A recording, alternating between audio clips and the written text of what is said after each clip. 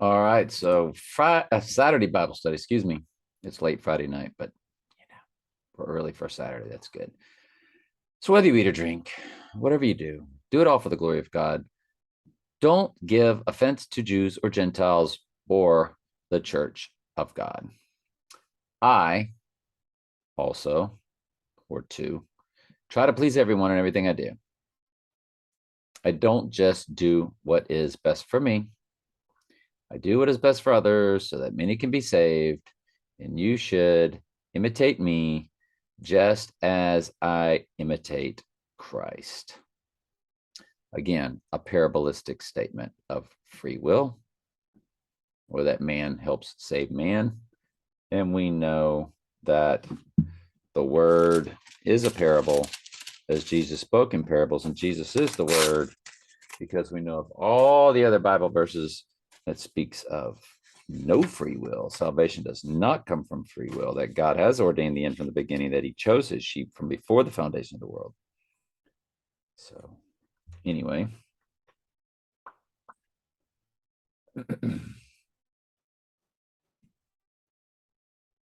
sorry, I got caught looking at something here. Instructions for public worship. I am so glad that you always keep me in your thoughts and that you are following the teachings I passed on to you. But there is one thing I want you to know.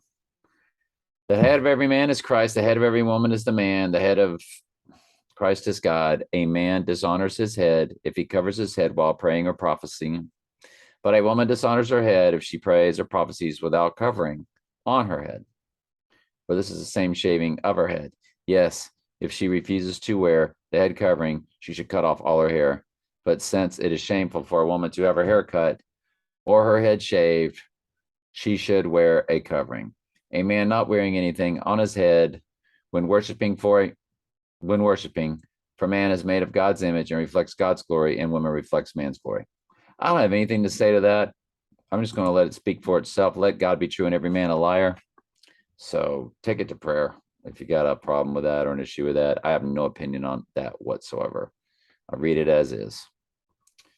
Whether therefore ye eat or drink or whatsoever ye do it all for the glory of God.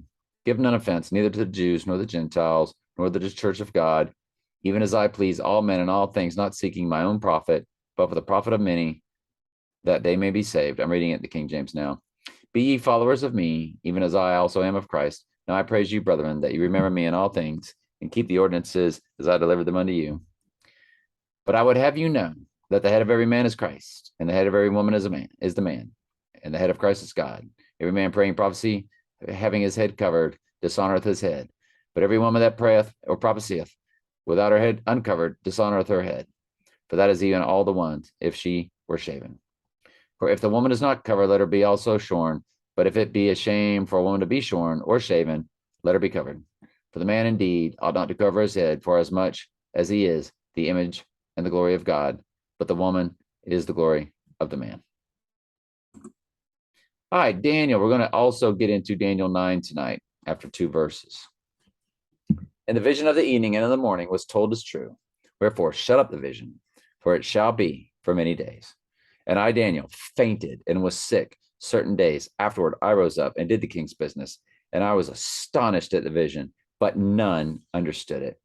In the first reign, moving on to chapter 9, in the first year of Darius, the son of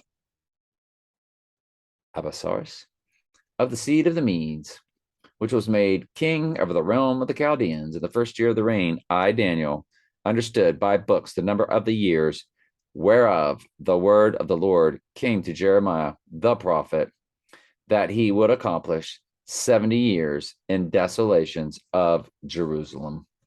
And I set my face unto the Lord God to seek by prayer and supplications with fasting and sackcloth and ashes. And I prayed unto my Lord God and made a confession. And I said, O Lord, the great and dreadful God, keeping the covenant and mercy to them that love him, and to them that keep his commandments. We have sinned and committed iniquity, and have done wickedly, and have rebelled, even by departing from thy precepts and from thy judgments.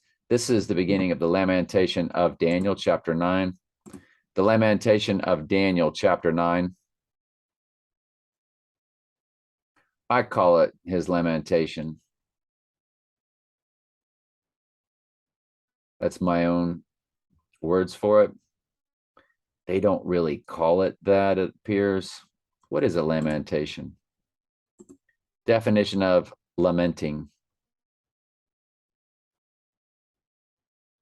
to mourn, expressing one's own deep grief about.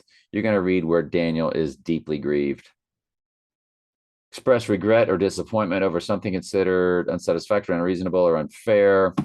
So Daniel is very upset at the way Israel, the church, the native land, the native bloodline, the church has dishonored God, and he is asking for mercy, and he knows God will give them mercy. Lamentation. Here's the definition of lamentation: the passionate expression of grief or sorrow, weeping. So when I call it the lamentation of Daniel 9, you'll see why it's the beginning of it. You hear him there. We have sinned, we have committed iniquity, we have done wickedly, and we have rebelled, even by departing from thy precepts and forth thy judgments. I mean, he begins with, "Oh Lord and great and dreadful God," because it's dreadful when you cross him and you know he's going to correct you. Keeping the covenant and the mercy of him that loved them to keep his commandments. He set my face to the Lord in prayer and supplications of fasting and sackcloth and ashes. I mean, this is the beginning of the lamentation. It's weird that they don't call it that. Daniel lamenting.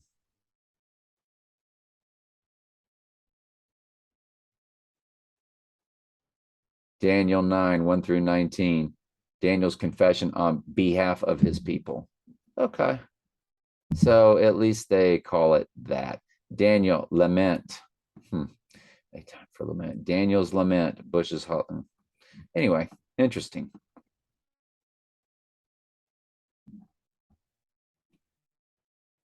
Love y'all. Ask questions anytime. That's what I'm here for.